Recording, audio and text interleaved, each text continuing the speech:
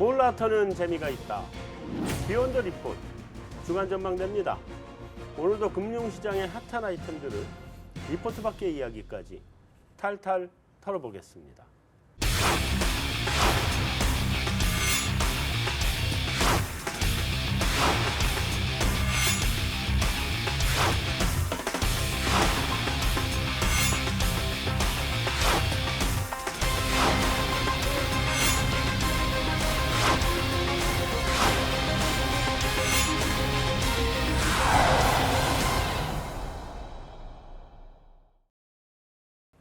(2016년) 새해가 밝았습니다. 시청자 여러분들 안녕하십니까? 새해 드리는 첫 방송입니다.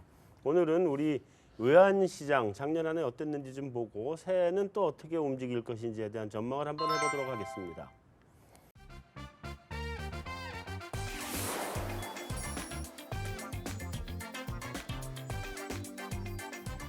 자, 지난 12월에 미국이 9년 만에 기준금리를 드디어 9년 반 만이죠, 정확하게.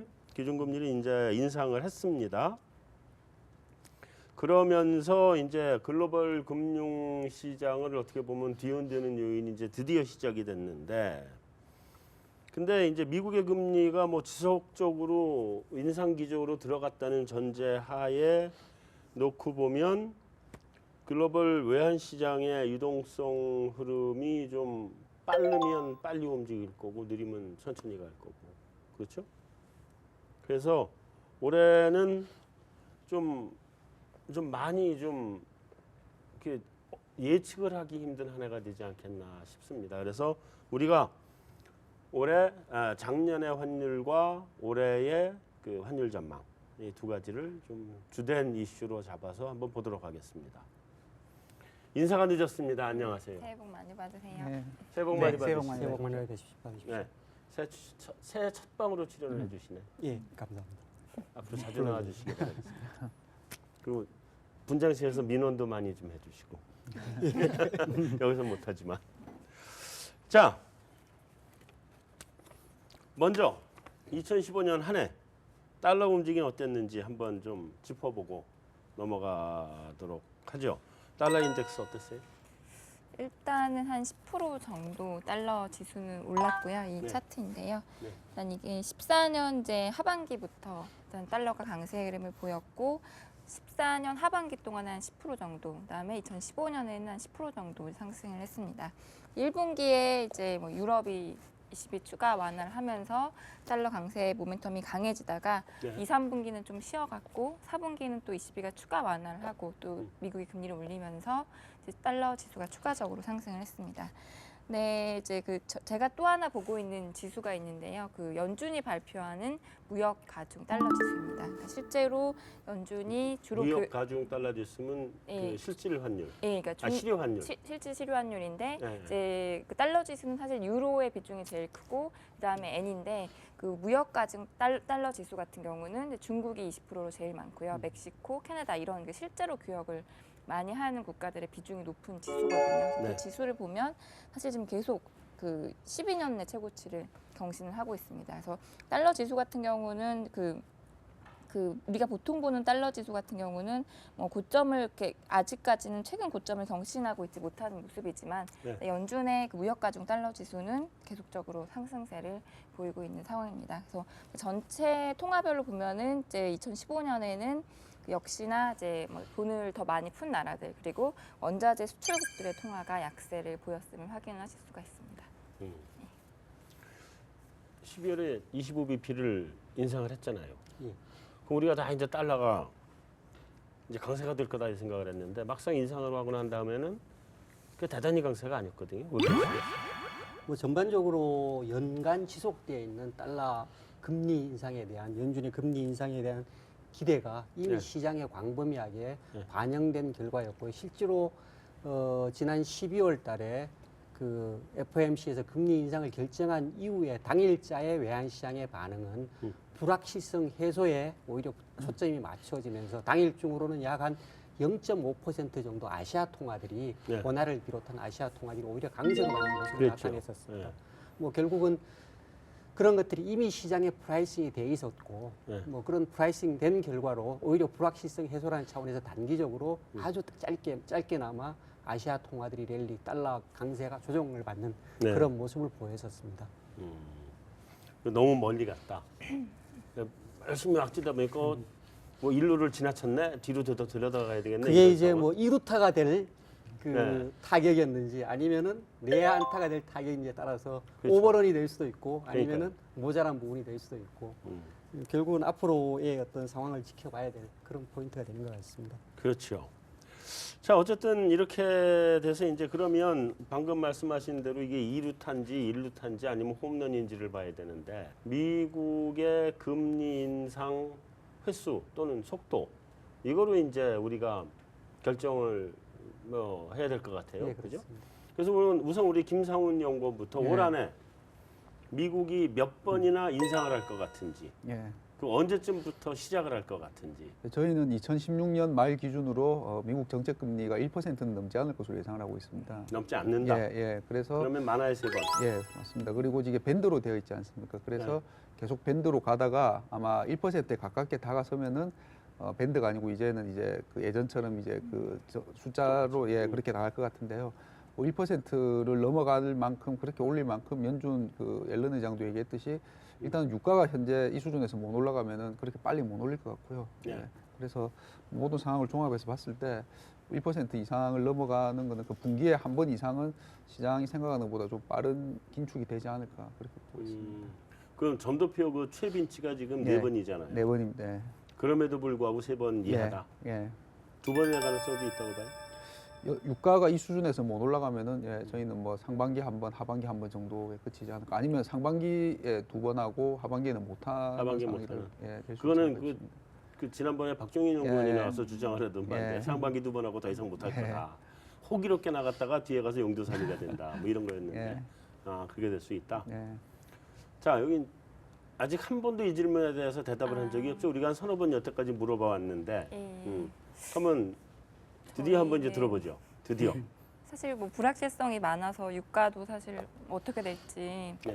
그렇긴 한데 저희는 3번에서 4번 정도 생각하고 있고요. 음. 일단 이번 그 12월 달에 있었던 FOMC를 보면 뭐 일단 물론 점진적인라는 코멘트가 있긴 했지만 저희는 굉장히 약간 그 매파적으로 봤거든요. 네. 경기에 대해서도 굉장히 자신감을 내비쳤고 뭐 순수출이 좀 어렵다는 얘기는 했지만 아까 보신 그 무역 가중 달러 지수가 계속 고점을 경신하는데도 뭐 이렇게 전혀 부담을 드러내지 않더라고요. 그래서 뭐 유가가 급락하지만 않고 뭐 사실 뭐 날씨만 좀 계속 받쳐준다면 내년도 성장률은 또 좀 오히려 상향 조정을 했거든요. 연준이 전망치를. 그래서 뭐 3-4번 정도 인상하지 않을까. 저희는 그렇게 생각을 하고 있습니다. 시작은 3월 달. 3월 달. 예. 3월 달에 안 하면 좀 웃기게 네 될 번을 것 못 같아요. 하죠. 예, 그것도 그렇고 사실 3월 달에 안 하면 시장이 또 오해할 것 같거든요. 다시 버블이 형성될 수도 있고. 예. 일단 시작을 했으니까 예. 가야 된다. 예. 우리 나연구원은 어떻게? 그쪽 하우스는 어떻게? 저희 하우스뷰는 그 2번입니다 내년에. 예, 2번 하는 걸로 지금 얘기를 하고 있고요. 네. 그다음에 3월 달이 아니라 이제 3월보다는 6월 달에 하는 게 더 가능성이 크다라고 보고 있습니다. 그리고 하반기에 가서 한 번 더 해서 1% 정도 그 가는 뜻은 걸로. 못 되는 거죠. 0.75. 0.75에서 1.0. 예. 1%. 그러니까 그 2-3번이어도 우리 박종현 연구원의 비유하고는 또 좀 다르네. 박종현 예. 연구원은 상반기에 호기롭게 하다가 하반기에 못한다 이건데 여기는 아예 상반기부터 그렇죠. 호기롭게 나갈 수도 없다. 근데 이게 그 보면 시장에서 지금 생각하고 있는 게 그 정도인 것 같아요. 시장에서 한 60pp 조금 이상 되는 것 같은데 내년에 하는 게 컨센서스가 그러면은 이제 2번에서 3번 사이에 다들 이제 몰려 있는 것 같은데요. 만약에 이제 연준에서 Fed Fund Rate 그 forecast 자체가 1.4로 돼 있잖아요. 그러면은 4번은 해줘야 되는데 만약에 4번 하게 되면은 좀 시장에 충격이 있지 않을까. 4번 하면 시장에 충격이 있을 것이다. 계속 주장하는 바지만 4번을 해놓고 싶을 텐데요. 왜냐하면 그 적정을 3.5 정도로 보는 거 아니에요, 연준도. 그렇죠. 아직까지도 그 터미널 레이스를 3.5로 보고 있는데 그러니까. 저희 그 미국 그 매크로 팀은 터미널 레이트를 2%로 잡고 있더라고요. 거기는 지금. 굉장히 낮게 예. 얘기하더라고요. 자, 어떻게 보세요? 뭐 사실 트레이더라는 관점은 어떤 예측의 예상의 관점보다는 초점을 맞추기보다는 상황에 대해서 대응을 하는 대응의 그렇죠. 문제가 되는 것 같습니다. 말씀하셨듯이 대부분의 시장에 반영되는 게 2번 내지 3번 25bp 인상. 그러니까 뭐 연간 기준으로 해서 0.5에서 0.75% 정도 토탈 인상하지 않을까라고 시장에서는 프라이싱을 하고 있습니다. 결국 타이밍으로 따지면은 3월 만약에 금리 인상을 추가 두 번째 인상을 단행을 한다고 그러면은 시장의 예상보다는 훨씬 더 좀 앞질러 갈 가능성이 있다라고 시장에서는 해석을 할 것 같고요. 네. 만약에 4월 정도면은 한 3차례 정도 네. 시장의 예상보다는 조금 더 높은 시장의 예상이 좀 높은 수준 정도. 음. 만약에 6월 첫 인상이 됐다고 그러면 시장의 예상보다는 좀 늦게 음. 가는 그런 그림이 되는 상황이 될 것 같고요. 결국은 시장은 3월 달에 또는 4월 달에 6월 달에 이런 FOMC를 앞두고 네. 지속적으로 데이터를 쳐다보고 네. FOMC 결과에 따라서 리액션을 하는 상황이 될 것 같습니다. 결국 거꾸로 뒤집어 놓고 시장을 놓고 보면 3월, 4월을 중심으로 해서 굉장히 변동폭이 심한 시장 상황이 될 것 같고요. 네. 사전적으로 뭐 3월 FOMC를 앞두고 리스크 오프 쪽에 혹시 있을지도 모르는 뭐 말씀하셨던 4차례 또는 네. 생각보다 많은 횟수의 어떤 그 많은 폭의 금리 인상에 대한 어떤 우려를 시장에 반영을 시키면서 급등락을 거듭하는 상황이 되지 않을까라고 일단 예상을 해보고 있습니다. 뭐 저 개인적으로는 한 3차례 정도로 일단 예상을 해보고 있고요. 한 4월 정도 첫 번째 시작을 하고 그 다음에는 말씀하셨듯이 유가나 나머지 데이터들을 좀 더 면밀하게 지켜보지 않을까라고 생각이 되어집니다. 일단 그 조금 더 이른 시간 내에 네. 그 금리 인상을 예상하는 부분 중에 하나는 이번 겨울이 지난해에 비해서는 굉장히 따뜻합니다. 그렇죠. 미국 데이터들이 생각보다는 훨씬 더 좋게 나올 시즌에 비해서는 좋게 네. 나올 가능성이 좀 있는 것 같고요. 그런 쪽에서는 FOMC 그 페드로 하여금 보다 조기에 보다 조금 더 많은 폭의 금리 인상을 할 수밖에 없지 않을까. 대신 시장의 기대치는 그렇게 많이 초과해서 그 금리를 올리는 그런 형태는 조금 지양을 하지 않을까. 뭐 그런 쪽에서는 한 3차례 정도 금리 인상을 예상을 해보고 있습니다. 3번 올린다고 예, 봤죠? 예. 그러면 외환시장이나 아시아 뭐 이런 문제가 있겠어요, 없겠어요?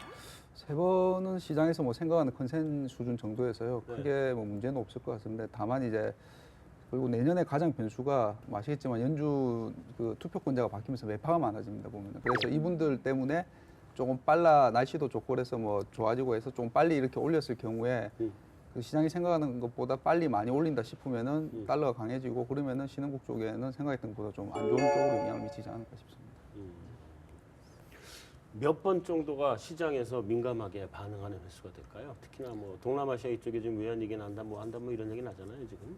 예, 결국은 뭐 3월달 인상 여부가 네. 가장 그 키가 될 것 같습니다. 아, 만약에 3월달에 인상하면 반응을 민감하게 할 수밖에 굉장히 없다. 민감하고 좀 과하게 할 가능성이 있을 걸로 예상을 하고요. 거기에 따라서 네. 달러원 환율도 예상보다는 현재 시장에서 예상하고 있는 것보다는 조금 더 오버슈팅을 할 가능성이 충분히 있어 보입니다. 있고. 뭐 4월달 정도면은 조금 높은 정도. 만약에 6월달이라고 그러면은 현재 지금 시장에서 예상을 하고 있는 것보다는 상당히 훨씬 더 좀 낮아지는 형태가 되지 시기상으로. 않을까라고 예상을 해보고 있습니다. 그쪽 하우스에서는 그 예를 들면 뭐 몇 번이면은 그 도미노 외환위기가 온다. 저희도 뭐 3번 이상, 4번 만약에 하게 되면 좀 위험하다고 생각하는데 3번까지는 괜찮고. 3번까지는 괜찮을 것 같아요. 그런데 네.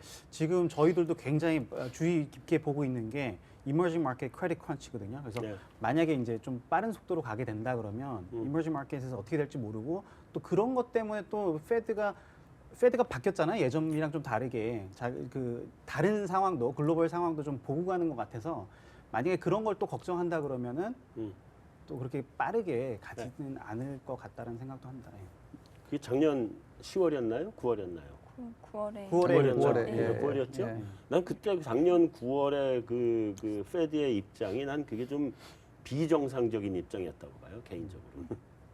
그 스테이트먼트의 그 글로벌 그렇죠. 이코노믹 상황을 본다는 부분. 원래 안 봐주잖아요. 그 미국 국내 상황 급해지면 다른 나라 볼 겨를이 없는 거거든요, 미국이. 그런데 그 지난해 12월 달에 나온 네. 스테이트먼트를 보더라도 그 스테이트먼트상의 광범위한 데이터를 보겠다고 하면서 언급했던 부분이 그 글로벌 이코노미를 보겠다고 분명히 이야기, 파이낸스 그래요? 마켓을 보겠다고 얘기를 했었거든요. 네. 그래서 현재는 그 글로벌 금융 상황과 소위 그 달러화 환율 이 물가에 바로 직접적으로 미국 수입 물가에 바로 직접적으로 영향을 미치기 때문에 그런 것들이 굉장히 중요한 고려 변수 중에 하나로 분명히 보여집니다. 그리고 그래요? 실제로 그런 것들을 명시적으로 언급을 하고 있는 상황이고요. 근데 사실은 좀 걱정스러우니까 미국이 글로벌 경기하고 미국 국내 경기 양쪽을 놓고 봤을 때 양쪽이 딜레마가 됐을 때 어디를 선택할 거냐? 당연히 미국 경기를 선택할 것 같다. 당연히 그렇긴 하겠지만 지금 2004년도에 생각보다 굉장히 매파적으로 가파르게 금리 인상을 했던 배경의 상황을 지금 상정을 하시는 것 같은데. 네. 사실은 어느 쪽이 그런저런 어느 쪽도 상황들이죠. 지켜봐야 될 것 같습니다. 근데 어쨌든 그 페드의 두얼 맨데이트 자체가 네. 우리가 인플레이션과 그다음에 임플로이먼트잖아요. 네. 그러면은 에셋 버블은 솔직히 거기에 포함이 된다고 봐야 되나요? 모르겠어요. 저는 솔직히 이게 만약에 ECB가 계속해서 그 이징 스탠스를 가져가고 네. 그다음에 중국도 이제 손을 놔버렸잖아요. 페그를 더 이상 안 하고 이제 자기네들도 디발루에이션 하는 거고 네. 일본도 지금 계속해서 만약에 추가적인 양적 완화를 해준다 그러면은 미국은 어쩔 수 없이 디플레이션을 계속해서 수입할 수밖에 없는 상황이 되거든요. 그래서 어느 정도 오일 가격이 또 낮게 유지되는 상황이 계속 오래 된다 그러면은 인플레이션 전체가 저는 그렇게 심하게 픽업하지 않을 수도 있겠다라는 생각을 합니다. 그건 맞는데 네. 방금 말씀하신 게 2004년, 5년, 6년으로 간 상황이 에셋 버블이거든요. 그때 금리 인상 속도가 빨랐고. 결국은 뭐 혹자가 이야기하건대는 소위 그 금융위기를 나타났던 주범이 결국은 금리 인상의 지연으로 인해서 에셋 버블이 나타나고 네. 그 에셋 버블이 급속하게 붕괴되는 과정이 그렇죠. 뭐 금융위기였다고 얘기를 한다고 그러면 지금 현재도 사실은 그런 리스크를 어느 정도는 상정을 하고 지금 그러고 가고 있는 거예요. 갈 수밖에 없는 상황이 아닌가 싶습니다. 미국에 대해서 더 부시실 말들이 있으신가요? 2004년하고 비교가 많이 되지 않습니까? 근데 네. 그때도 생각해 보면은 그린스펀 의장이 그때도 베이비 스텝이라고 했지 않습니까? 분기 네. 1회 했는데 근데 그때는 전 세계 경제가 2005년부터 다 호황기였고 그러니까 금리를 올려도 금리도 별로 안 올라가고 중국이 사줘서 그린스펀이 수수께끼로 그리고 네. 주가도 오르고 부동산도 오르고 전 세계 경기도 다 좋고 해서 마이스트로라고 칭송을 받았지 않습니까? 근데 지나고 나서 보니까 이제 뭐 그게 버블을 만들었고 또 문제가 생겼죠. 근데 지금은 가장 틀린 게 미국만 약간 좋고 미국만 자산 버블이 좀 생기는데 다른 전 세계는 경기도 안 살아나고 그런 차원에서 2004년의 분기 한 번과 같은 속도로 올해 올릴 수 있을까 그 부분이 이제 가장 중요한 그 분기가 판가름을 하는 기준이 되지 않을까 싶습니다. 근데 부동산 버블이 그렇게 심하게 저는 그러니까 버블이 생기는 이제 시작에 들어가긴 했는데 그렇게 심하지는 않은 것 같고요. 또 그 전 사이클이랑 다른 게 그때는 솔직히 금리가 너무 낮게 오랫동안 유지했던 게 문제가 아니라 CDO나 CDO 큐브라는 이런 그 구조화 이 크레딧 때문에 이제 오프 밸런스 때문에 그렇게 됐다고 저는 생각을 하거든요. 그래서 모르겠어요. 지금 당장 우리가 금리를 마구 올려가지고 이 꼭 에셋 버블을 잡아줘야 되는 상황인지는 모르겠습니다. 저는 아닌 것 같거든요. 아니 그러니까 얘기는 그거예요. 그러니까 경기가 좋으면서 부동산 가격이 같이 올라가는 것도 아니고 미국 경기가 그렇게 좋은 상태는 아니란 말이죠. 부동산 가격이 지금 너무 많이 와버렸거든. 그러니까 이게 경기가 좀 더 좋아지면서 이게 갑자기 확 가버리면 그러면 속도 조절을 안 할 수는 없을 것 같다는 얘기죠. 결국은. 하여튼 뭐 그런 겁니다. 그래서 우리 미국 얘기 이제 그만해도 될 것 같고요. 시간상으로도. 자, 우리 ECB하고 BOJ도 좀 보죠. 그 ECB가 뭐 양적 완화를 확대하네 마네 뭐 이런 얘기가 있었잖아요, 그죠? ECB에서는 이제 2016년 한 해 어떻게 갈 것 같아요? 미국의 금리 인상에도 불구하고 양적 완화를 확대한다? 할 여지는 있는 것 같아요. 사실 유럽 경제가 사실 최근에 나오는 지표들을 보면은 여기 이코노믹 서프라이즈 인덱스인데요. 네. 유럽 경기가 상당히 좀 선방을 하고 있거든요. 선방을 하고 있음에도 불구하고 일단은 뭐 추가 완화를 발표한 건 이제 물가 상승 압력이 계속 그러니까 별로 없다 보니까 그 부분에 좀 포커스를 맞춘 것 같고 예. 물가가 유럽이 내년에도 그렇게 뭐 빠르게 오르지 못한다면은 충분히 이제 추가 완화를 발표할 가능성 저는 있다고 좀 생각을 하고 있어요. 유럽이 지금 디플레이션에 대한 우려를 하는 수준은 아니지 않나요? 아직 그래도 물가에 대한 하락 압력에 대한 우려는 계속 있는 것 같고 10월에 이제 드라기 총재가 이제 추가 완화를 시사했을 때도 물가 하락 압력이 클 때 이제 그런 얘기를 했었거든요. 그 일은 안 넘고 있는 거죠 지금 유럽이 지금 0.7. 0점 초반대까지로 다시 떨어진 유가가 떨어지면서 떨어졌고 아 그래요? 예, 아마 유가가 이 수준에서 못 올라가면은 이제 2016년 초반 들면서 그러니까 딱 그 이제 2014년 4Q부터 유가가 떨어지면서 2015년 초에 유럽이 마이너스 물가하면서 전 세계가 디플레 논란에 빠졌지 않습니까? 근데 예, 예. 유가가 못 올라주면은 2016년도 1분기에 아마 다시 제 생각에는 디플레 얘기가 또 여기저기서 좀 나오지 않을까 싶습니다. 그래요? 유럽이 또 디플레이션이다. 근데 유럽 경기는 상대적으로 지금 많이 좋아졌다며요. 괜찮습니다. 저는 뭐 솔직히 이번에 드라기가 시장이 기대했던 것만큼 또 딜리버리를 못했던 부분이 솔직히 펀더멘탈하게 유럽 경기가 그렇게 나쁘지 않기 때문에 그런 거 아닌가 그렇게 생각해 봤는데요. 어쨌든 지금 이게 실업률도 떨어지는 게 이제 트렌드가 확실히 잡힌 것 같아요. 계속해서 떨어지고 있고 그다음에 처음으로 제대로 된 크레딧 그 익스펜션이 이제 대출 성장이 파지티브하게 이제 돌아섰다라는 거죠. 아 크레딧 크리에이션이 일어나고 이제 있다. 되고 있다라는 거죠. 그리고 솔직히 우리가 가장 문제가 많다고 생각했던 스페인 같은 경우도 우리나라보다 지금 성장률이 더 빠르게 나오고 있거든요. 그래서 유럽도 솔직히 지금 되게 좋아지고 있는 부분들을 우리가 생각해 봐야 되는 거고 디플레이션 프레셔가 높아진다라고 생각할 수는 있겠지만 그건 저는 진짜 어디까지나 오일 가격이나 커머디티 가격 때문에 그런 거지. 그리고 또 이게 뭐 에너지나 이런 것들 빼고 봤을 때 헤드라인만 그러니까 코어를 봤을 때 코어도 저는 영향을 준다고 생각하거든요. 그런 부분에서. 그래서 저는 뭐 유럽 같은 경우는 추가적으로 더 해야 되는지 모르겠어요, 솔직히. 그 원래 서플라이 사이드의 그 물가는 그 통화금리 정책으로 잡히질 않거든요. 어차피 대응을 할 수 없는 놈이고 뭐 그런 건데 그 어떻게 보세요? 22는 지난해 12월 달에 있었던 22의 양적 완화 발표를 봐보면은 시장이 좀 많이 앞서갔었죠. 예. 그 전에 드라기 총재가 굉장히 폭발적인 립 서비스를 하면서 시장의 기대치를 부풀려놨고 반대로 어느 정도 보따리를 풀어놨음에도 불구하고 시장은 굉장히 거꾸로 실망감에서 뭐 유로가 한 3%, 4% 하루 사이에 그 급등을 하는 그런 모습을 연출을 했었습니다. 네.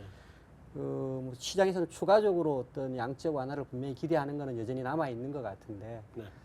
여기서 가보지 않았던 길을 계속 앞으로 갈 수 있을지에 대해서는 통화정책 당국자도 상당한 좀 부담을 느끼는 것 같습니다. 네. 뭐 그런 쪽에서는 뭐 지속적으로 그 버블을 중심으로 해서 어떤 시장의 기대 심리를 관리하지 않을까라고 예상이 되고 실제적인 액션의 가능성은 저 개인적으로는 조금은 낮게 보고 있습니다. 그러면 유로화 환율은 어떻게? 올 한해.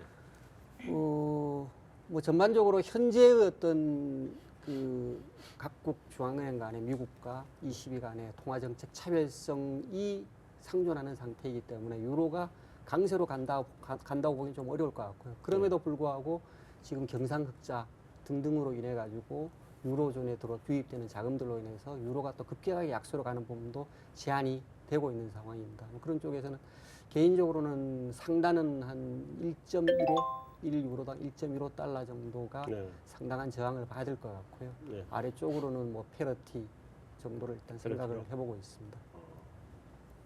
우리가 EU 쪽에서 하나 안 짚어본 게 있네.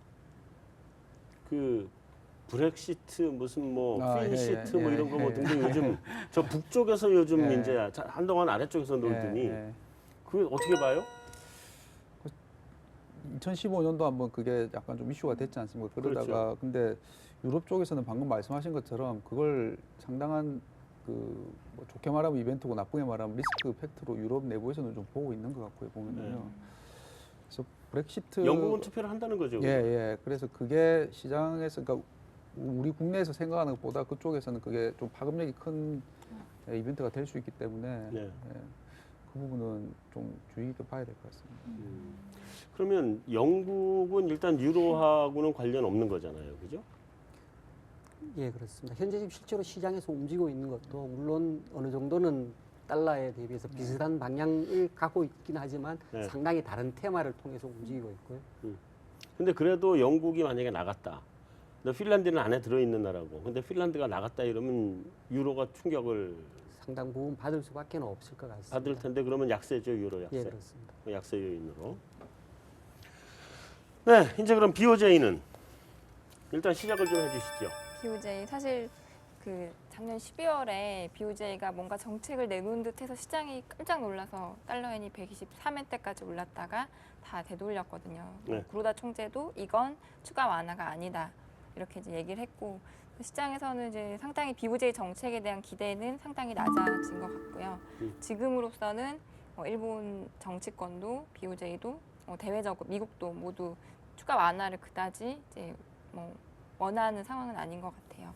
뭐 지표들이 계속 흘러내리면 그래도 아직 여지는 이제 남아 있는데 의미 있는 사실 추가 완화는 저는 아니라고 보고요. 뭐 ETF를 조금 더 사준다던가 이 정도의 완화책이고 시장이 그렇게 반응하진 않을 것 같아요. 저는. 그러면 일단 마지막으로 다시 한 번 더 물어보면 이제 내가 더 이상 예, 올해 엔화 환율 전망치를 오늘 물어보고 그만 물어볼 건데 예, 이제 공식적으로 이제 보고서가 다 나온 예, 거예요. 나왔습니다. 아. 예. 여태까지 보고서가 아직 안 나왔다고 네. 계속 뭐 이래저래 미뤘거든. 큰 차이가 없고요. 118엔에서 128엔을 보고 있고요. 128까지 이번에 밴드가 굉장히 넓어졌네. 그 정도면 넓진 않은 건데 아, 1년에 예, 음. 넓진 않은 거고 사실 저번에도 그 패널분들하고 밖에서 얘기를 했었는데 엔화가 싸 보인다, 굉장히 저렴해 보인다라는 얘기를 했었거든요. 사실 실질 실효 환율에서의 평균을 구해서 얼마나 이제 그 가치가 괴리가 돼 있느냐를 봤더니 거의 뭐 역사적인 최저 수준 엔화 가치가 실질 실효 환율로. 예, 음. 돼 있는 것 같아요. 그리고 일본의 경상수지 적자도 원전 가동 중단 이후에 적자를 보이기도 하다가 최근에 이제 물론 그 유가 하락 때문이긴 하겠지만은 상당히 많이 개선이 됐고요. 네. 예, 그런 부분도 있고 추가 완화 가능성이 낮고 그래서 그런 점들을 고려했을 때 이제 엔저는 추가적으로 제한적일 건데 근데 일각에서는 아이비들 리포트 보니까 뭐 110엔도 나오고 좀 엔 강을 전망하는 곳들도 있더라고요. 근데 저는 또 뭐 강하게 갈지는 않을 것 같은 것이 일단은 미일 금리 차가 있고 또 달러엔이 뭐 115엔 갔다 했을 때 자금 집행할 기관들이 많은 것 같아요. 뭐 예를 들면 일본 국민연금이라든가 여타 연기금들. 그래서 저는 이제 달러엔의 하단은 좀 단단하고 상승 시도를 할 건데 그 폭도 좀 제한적일 거다 이렇게 전망하고 그러면 있습니다. 그럼 엔화 사요 말아요? 엔화를 사긴 약간 뭐 엔저가 조금 더 진행이 될 수 있다 그러면 부담스러운데 이제 엔원 환율 측면에서 봤을 때는 거의 뭐 저점은 좀 저는 본 거 아닌가. 885원이 이제 그 작년 저점이거든요. 네. 근데 그 밑으로 내려가지는 저는 않을 것 같습니다. 올해는 지금 한 970원 이렇게. 한 뭐 900원 일단은 뭐 넓게는 900원에서 뭐 약간 1,000원을 조금 넘어서는 수준. 자, 그쪽 하우스가 일본 쪽 하우스 아니에요? 그렇죠. 예, 근데 그러면 할 그- 말이 좀 있어야 될 것 같은데. 저희 근데 일- 사실은 예. 구로다 총재가 추가적으로 좀 양적 완화를 하려고 하는 이런 시그널을 시장에 계속 보내오지 않았었어요? 그렇죠. 그렇기도 했고 어쨌든 지금 추가적으로 뭔가 할 것 같다라는 생각을 하시는 것 같아요. 그리고 또 이게 엔화를 약세로 가져가는 거를 굉장히 그러니까 일본에 보면은 그 기업들이 쿠로다가 어쨌든 엔화는 끝까지 약세를 지켜줄 거라는 그런 믿음이 되게 강한 것 같더라고요. 그리고 저희 그 일본 그 매크로 팀도 그렇고 그래서 저희는 130을 보더라고요. 근데 저는 이제 하우스뷰는 그렇고 개인적으로 저도 좀 우리 전 연구원님이랑 같은 생각인데 거기까지 갈 수 있을까 그런 생각을 좀 하는데요. 어쨌든 저희 일본 팀은 내년 4월에 추가적인 양적 완화를 할 것이고 그렇게 되면 엔화는 130까지 갈 거라고 보고 있습니다. 추가 양적 완화가 있고 130이다. 그쪽에 혹시 붙이실 말 있어요? 전 그 앞에 ECB도 그렇고요, BOJ도 그렇고 뭐 뒤에 이제 우리 중국 얘기 아까도 잠깐 나왔지만, 근데 약간 스탠스가 바뀐 게 미국이 어쨌든 시작했지 않습니까? 그러니까 다들 그냥 우리 안 할 거야라고 하지만 소위 이제 그 물 들어올 때 노젓는 마음으로 먼저 나서 한다고는 안 하겠지만은 그냥 즐기면서 뭐 굳이 안 할 이유는 없지 않나 싶습니다. 보면. 양쪽 하나를 더 할 수도 있다. 예. 이제 종결자를 해주시죠. 어떻게 보시나요? 뭐 제가 종결할 수 있는 문제는 아닌 것 같고요. 먼저 제일 마지막이니까 종결자가 될 수밖에 없어요. 결국은 22 스탠스하고 비슷한 상황이 되지 않을까 싶습니다. 네. 계속 가기에는 부담이 돼지고 지금. 안 가려고 그러니까 시장의 기대 심리 컨트롤이 안 되고 예. 그래서 그 사이에서 계속 그 소위 립 서비스와 약간의 그 완화 정책 뭐 이런 것들 사이에서 계속 조합이 있지 않을까라고 생각이 되고요. 네. 개인적으로 달러 옌 환율은 그렇게 크게 만약에 그러니까 말씀하셨듯이 4월 달에 어떤 전폭적인 그 이징 결정이 없다라고 한다고 그러면은 네.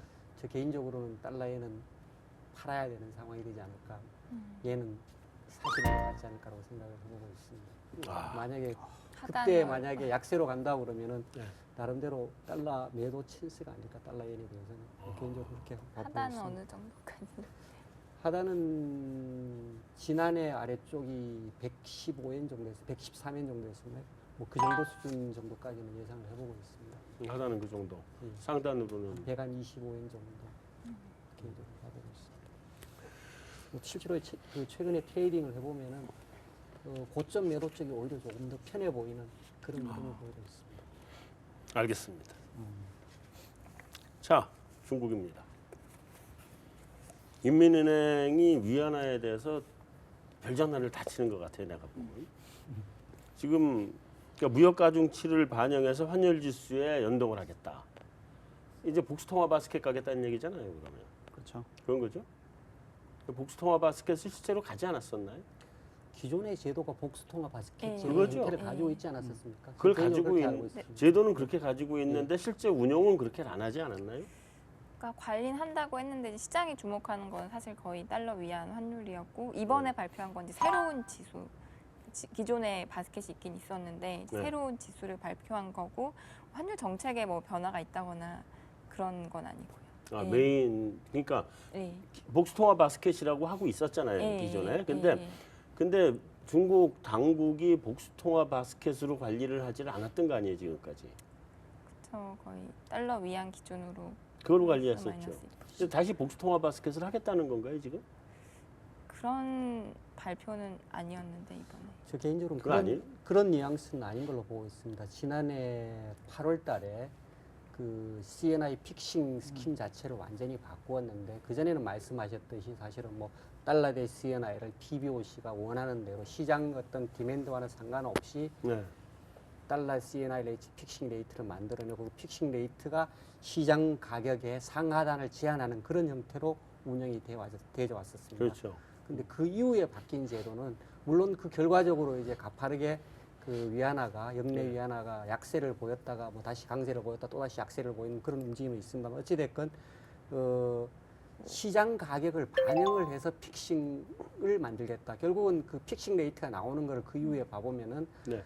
그 전날짜 온쇼 종가하고 다음날 오픈가를 반영을 해서 픽싱 레이트를 계속 퍼블리시를 했었거든요. 결국은 시장 가격 중심으로 CNI 픽싱 레이트를 만들겠다는 거니까 가져가겠다는 거니까 복수통화 바스켓 제도의 내용과는 좀 다른 형태가 되어 있는 거고 거꾸로 시장 환율 제도에 가깝게 넘어가는 시장 환율 쪽으로 넘어간다. 그런 모습을 보였었고요. 지금 말씀하신 그런 부분들 같은 경우에는 결국은 정부가 원하는 그 환율 정책의 방향 자체가 달러 대 위안만 보는 게 아니고 나머지 커런시들에 대한 상대적인 강세 약세도 같이 보면서 환율 정책을 운용하겠다라는 그런 어떤 선언적인 의미가 아닐까 싶고 그거 자체를 제도적으로 도입하는 건 아니지 않은가라고 생각을 하고 있습니다. 저도 알겠습니다. 이제 그런 거에 대한 준비인가 동시에 사실 발표 시점이 미국 금리 인상 전에 발표를 했거든요. 그래서 제 느낌에는 물론 그런 이제 큰 의미도 있지만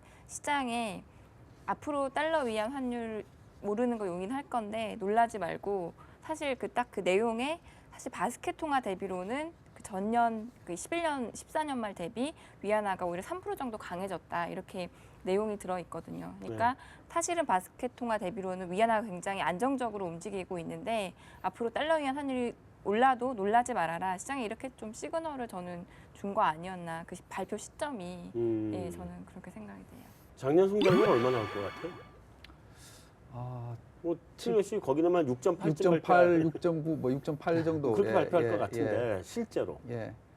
실제로는 예, 뭐 6% 안 되지 않을까 싶습니다. 5%대라고 예, 봐요. 5%대. 예. 그쪽 하우스에서는 어떻게 봐요? 작년 거는 이제 기억이 안 나는데 어쨌든 2016년에는 저희들은 5.8% 보고 있습니다. 5.8. 걱정스러운 그런 지표들이 많기는 한데 저는 그래도 중국이 괜찮은 것 같거든요. 그러니까 어쨌든 서비스업 쪽으로 이제 가면서 그쪽에서 굉장히 성장률이 잘 나오고 있고 서비스업 쪽에서 서비스 섹터가. 그리고 그러니까 구리 말씀하셨는데 뭐, 닥터 카퍼라고 뭐 이제 얘기하지만 이게 이쪽도 오일 쪽이랑 마찬가지로 굉장히 이 서플라이가 많이 늘어났던 부분들도 있거든요. 있죠. 충분히. 그래서 틀림없이 있죠. 그것도 우리가 감안해야 될 것 같고 어쨌든 매뉴팩처링 쪽에서 더 이상 우리가 뭐 투자를 어마어마하게 하면서 계속해서 성장하지 않고 컨섬션 위주로 이제 바뀌는 이코노미이기 때문에 우리가 그 전에 보던 지표들은 어떻게 보면은 좀 다시 좀 봐야 될 것 같아요. 그래서 뭐 그런 얘기도 하잖아. 이제 우리가 그러니까 소비가 네. 어떻게 이렇게 낮게 나올 수 있느냐 성장이. 하지만 서비스업 쪽이 전력 소비가 거의 없거든요. 그렇죠. 그러니까 매뉴팩처링에 비해서. 그래서 저는 이게 지난번에도 한번 말씀드렸던 것 같은데 이게 각 성마다 이렇게 그 GDP를 다 모으면요, 내셔널보다 더 높게 나온대요. 그러니까 일단 모아줘요, 그게? 모아진대요. 근데 어쨌든 그게 더 높게 나온대요. 그러니까 네. 숫자를 봤을 때 우리가 모르겠어요. 어떻게 나오는지 이게 믿을 수 있는 건지 모르겠지만 가장 중요한 건 어쨌든 중국이 소비를 해주고 있다는 거고 리테일 세일즈 그로트는 더블 디지트로 계속 나오고 있다는 거. 그게 저는 되게 중요한 것 같아요.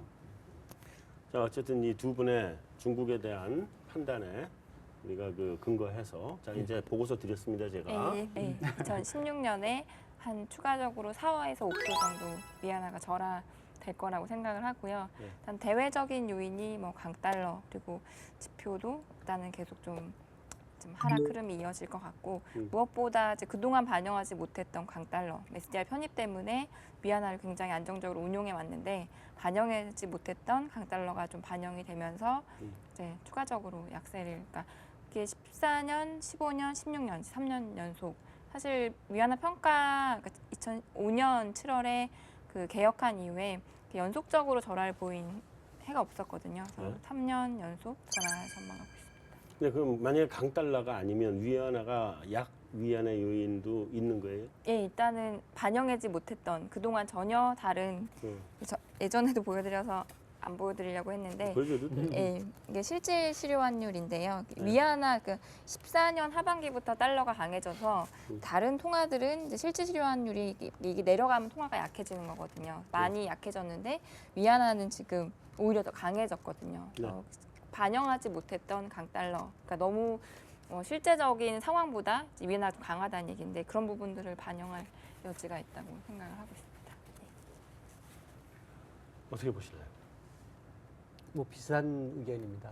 전반적으로 특히 지난해 같은 경우에는 위안화의 약세 압력이 상당했음에도 불구하고 PBOC의 적극적인 시장 개입으로 인해서 네. 상방향이 제한이 됐었고요. 그리고 실제로 그런 어떤 그 시장 관리를 위해서 쓴 그 달러화가 뭐 월간 많게는 1,000억 불, 적게는 한 500억 불씩 계속 쓰는 그런 모습이었습니다. 네.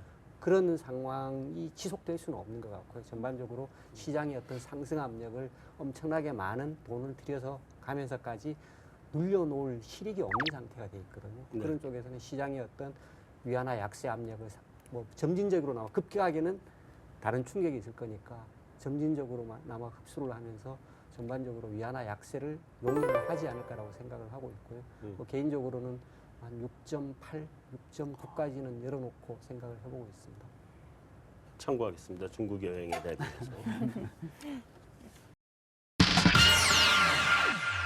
자, 이게 우리가 이제 글로벌 얘기는 다 했고, 근데 우리나라를 안 볼 수가 없잖아요. 그러니까 우리나라를 봐야 되는데 일단 미국이 금리 인상에 나서면 전 세계 모든 나라들이 뭐 좋건 싫건 빠르건 느리건 그리고 sooner or later 그러니까 빨리 하건 늦게 하건 이제 금리 인상에 따라 나설 수밖에 없을 텐데 우리나라에 대해서는 어떻게 기본적으로? 일단 미국 금리 인상 상황이 우리 통화 정책에 미칠 영향이 전혀 없지는 않을 텐데 네. 뭐 결국 우리 통화 정책의 최종적인 판단의 기준은 국내 경기 상황이 아닐 거라고 생각이 됩니다. 성장률이 원하는 수준에 상당히 못 미치는 상황이 됐다 그러면은 뭐 추가적인 금리 인하에 대해서 부담을 가질 수밖에 없게 될 것 같고요. 네. 뭐 그런 쪽으로는 그 추가 금리 인하의 가능성을 다들 열어놓고 보고 있는 것 같습니다. 추가 금리 인하까지. 예. 뭐 국내 저희 그 시티 이코노미스트의 뷰로는 한 2번 정도 레이트 컷을 이야기를 하고 있는 상황이고요. 실제로 어떻게 될지는 모르겠고 저 개인적으로도 미국 금리 인상보다는 국내 성장률이라는 팩터를 훨씬 더 주의 있게 봐야 되지 않을까. 국내 금리 결정과 관련된 부분에 대해서는 개인적으로 그렇게 보고 있습니다. 그러면 만약에 미국이 뭐 3번 또는 4번을 하고 예. 우리가 2번 정도 레이트 컷을 하고 그러면 확률은 상당한 영향을 미칠 가능성이 있다고 생각이 되어 있습니다. 뭐 그 인하를 안 시키더라도 인상을 시킬 수 없는 상태가 되어 있다고 그러면은 네. 적어도 장기간 향후 1년, 2년 정도 동안 인상을 시키기 어려운 어떤 성장 지표를 보인다라고 그러면은 네. 원하는 상당 부분 약세를 보일 가능성이 커 보입니다. 사실은 지금까지 이제 달러원 환율을 움직이는 가장 큰 패러다임이 경상흑자를 바탕으로 한 공급 우위의 상황이었습니다. 네. 그런 하락 압력을 상쇄를 시켜주는 부분이 외부적인 충격이었습니다. 네. 즉 외부적인 충격 때문에 환율이 급등을 했다가 네.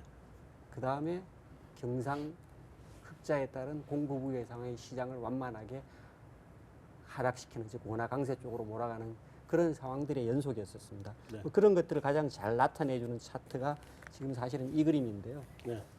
외부적인 충격 지수를 보여주는 게 그 CDS 5년물 프리미엄을 제가 가지고 들어왔고요. 네. 그리고 달러원 환율이었습니다.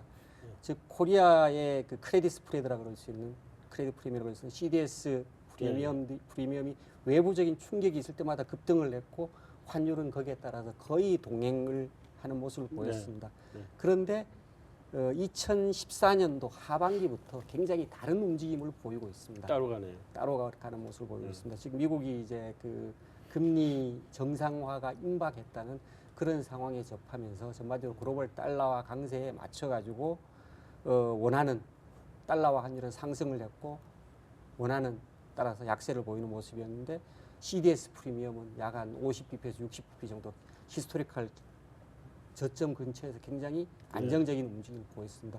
즉 기존의 환율을 움직였던 패러다임 자체가 완전히 바뀐 그런 내용을 현재로서는 보여주고 있습니다. 네.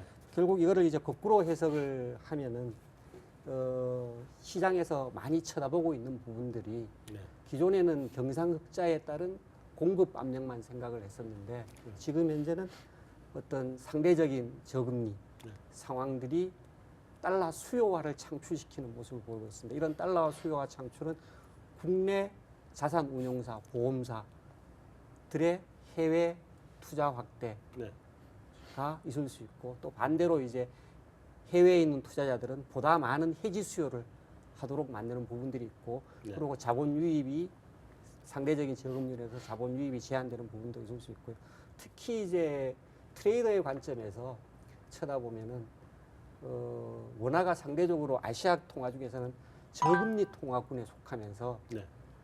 프락시 해지용으로 달러원이 많이 이용이 되집니다. 무슨 말씀이냐면은 달러 위안화 상승 압력이 있는데 달러 위안화 선물한으로 달러 위안화 리스크를 해지를 하는 게 아니고 네.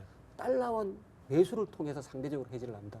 왜 그러냐면은 달러 대 원의 변동성과 달러 대 위안의 변동성이 최근에는 거의 동행을 하고 있습니다. 네. 추세적으로. 네. 그럼 그랬다는 이야기는 결국은 달러 원의 달러를 사나 달러 위안의 달러를 사나 결과는 비슷한 결과를 나타내는데 네. 비용 측면에서 상당한 차이가 납니다. 즉 원화를 사는 게 원화가 훨씬- 저금리고 위안이 고금리다 보니까 네. 매도해서 조달하는 금리 자체가 네. 조달해야 되는 금리 자체가 내재 비용 자체가 굉장히 낮습니다. 예를 들면 1년짜리 선물함 같은 경우에 달러 대우는 30bp밖에 프리미엄이 안 비싼데 현물함 비해서 네. 선물함률이 30bp 네. 정도밖에 안 비싼데 달러 위안에 1년짜리 해지를 하려고 그러면은 250bp, 280bp로 줘야 되거든요. 아. 그러다 보니까 예를 들면 포트폴리오를 구성하는 측면에서는 달러를 사야 된다. 그러면 달러에 대해서 어떤 통화에 대해서 달러를 살 거냐? 아시아 통화군에서는 과거에는 달러 대원이 경상흑자라고 그래서 상대적으로 원화가 강세 통화를 보일 그런 커런시 그룹에 속했었는데 네. 최근에 분류하는 거는 로우 일드 커런시라고 그래서 상대적으로 더 약세를 보일 통화로 네. 분류를 하고 있습니다. 뭐 그런 쪽에서는 이런 저금리 상황들이 원화의 저금리 상황들이 실제로 달러 수요를 굉장히 많이 창출하고 있는 그런 모습을 시장에서는 목격을 할 수가 있습니다. 거기는 우리 통화 정책. 예, 저희도 저희만 50bp 얘기하는 줄 알았는데 시티에서도 그렇네요. 저희도 50bp 지금 추가 인하 얘기를 하고 있는데요. 망했다. 근데 굉장히 특이한 케이스네요. 예, 저희 하우스 뷰는 네. 예, 같은 얘기입니다. 그러니까 미국보다는 우리나라 지금 봐야 되고 네. 예전만큼 이게 우리나라 상황이 꼭 캐피탈 플라이시나 이런 것들을 걱정해야 되는 상황은 아니다. 그리고 우리가 넷 크레디터가 됐기 때문에 예. 뭐 추가적으로 금리 인하하더라도 그런 급격한 그런 캐피탈 플라이시나 이런 것은 없을 거라고 생각하고 50bp를 할 거다. 근데 그거의 가장 중요한 이유는 수출이 지금 잘 안 된다라는 거를 이제 꼽고 계시는데요. 저희 이코노미스트께서는. 네. 근데 하우스뷰는 그런데요. 저 개인적으로는 안 할 가능성도 되게 높을 것 같아요. 우선 다행이다. 예, 우선 보면은 디벨롭 마켓이 미국이 금리를 올리는 거는 디벨롭 마켓 디맨드가 좋아지고 있는 거잖아요. 근데 예. 미국도 그렇고요, 유럽도 그렇고요. 지금 에너지를 제외한 넷 임포트가 계속해서 상승하고 있어요. 그래서 어쨌든 디벨롭 마켓이 좋아지기 때문에 금리를 올리는 거기 때문에 이 신흥국들, 이머징 마켓은 예전에 이제 뭐 망해서 그러니까 캐피탈 플래시나 이런 것들 때문에 망해서 올린 거 이런 거 제외하고 보면은 우리도 같이 따라 올렸던 거는 뭐냐면 디맨드가 그만큼 좋았고 우리도 경제가 좋아졌기 때문에 따라 올린 거잖아요. 네. 그래서 어쨌든 미국이 디맨드가 좋아지고 유럽이 디맨드가 좋아진다라고 가정을 한다 그러면 우리도 언젠가는 같이 뭐 좋아져서 따라 올리는 그런 상황이 될 수 있겠지만 저는 지금은 이제 그냥 홀드가 더 맞지 않을까. 왜냐하면 미국이 좋아진 거는 확실히 알겠어요. 근데 유럽은 아직까지도 좋아지려고 하고 있지 좀 확실하게 미지근한 그렇죠. 정도. 미지근하기 때문에 그게 따뜻해지기 전까지는 어떻게 보면은 좀 더 시간이 걸리지 않을까. 그때까지는 우리도 그렇게 급격하게 따라갈 이유는 없을 것 같다라는 생각을 하고요. 지금 뭐 방금 보여주셨던 거 되게 좋은 차트인 것 같아요. 저도 CBS 많이 보는데 이게 픽업을 안 하더라고요. 그거는 뭐냐면 그만큼 캐피탈 플라이시나 이런 것들 예전처럼 걱정할 필요는 없을 것 같아요. 자, 여기서도 또 50bp 추가 레이트 컷을 얘기하면은요, 나 우리 마누라한테 이제 쫓겨납니다. 난 정말 빨리 구해주세요. 고정금리 나 그리고 내년까지야. 네. 내년부터 좀 올라가지. 하우스뷰를 뷰를 말씀드릴 거지 제 뷰를 말씀드릴 거 전혀 아니었습니다. 그 미국이 아까 말씀하신 금리 인상하고 나서 네.